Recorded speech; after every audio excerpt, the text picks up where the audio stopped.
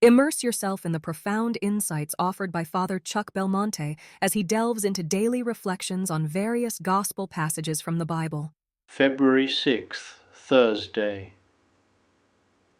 Is it possible education without values?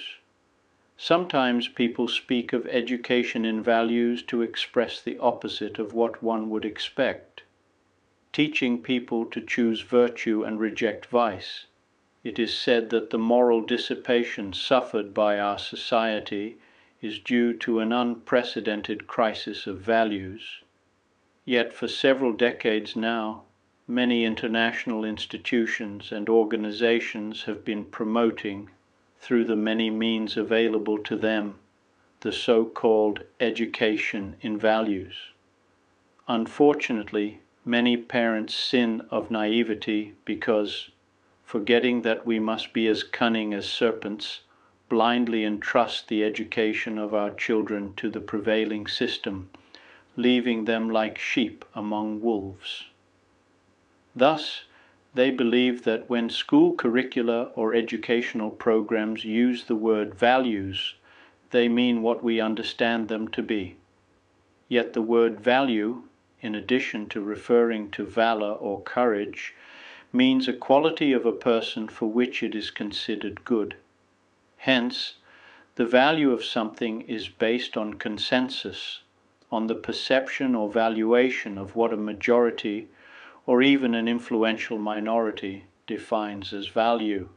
Under this concept, both objectively good guidelines are promoted, the non-negotiable value promoted by the Church of the right to life from conception to natural death, together with dubious modern values, especially with the so-called integral sexual education.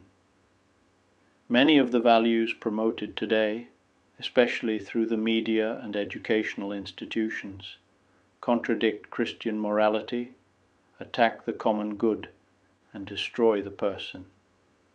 For in addition, they cover all kinds of immoral conduct with the moral veneer of ambiguous and misleading language.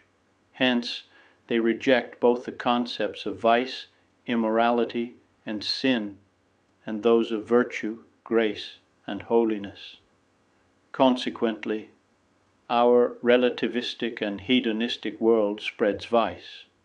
To successfully confront our evident moral crisis, it is indispensable to understand the prevailing concepts, to avoid their confusing language, and to promote the moral principles that, based on divine and natural law, benefit society as a whole and perfect the human being. We must return to the promotion of virtue, that firm and stable attitude of the understanding and the will that regulates our acts, orders our passions, and guides our conduct according to reason. For as Lope de Vega affirmed, virtue has in itself all things, and whoever lacks virtue lacks everything. Only then we will be able to bring the whole world all the human values that attract many: friendship, the arts, science, philosophy, theology, sport, nature, culture, souls, within the sphere of hope, the hope of Christ. We must not lose sight that due to original sin, we are inclined to concupiscence, a blind desire for everything that produces satisfaction, so that we often confuse the apparent good with the real good by judging subjectively, based on what we consider attractive or convenient at that moment.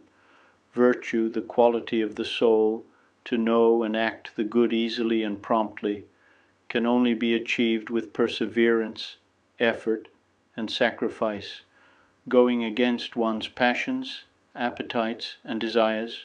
Thus, we can achieve the freedom that gives self-control, and also the happiness produced by knowledge and the exercise of goodness. I would be delighted to extend an invitation to you once again tomorrow for another insightful reflection on the Gospel by Father Belmonte.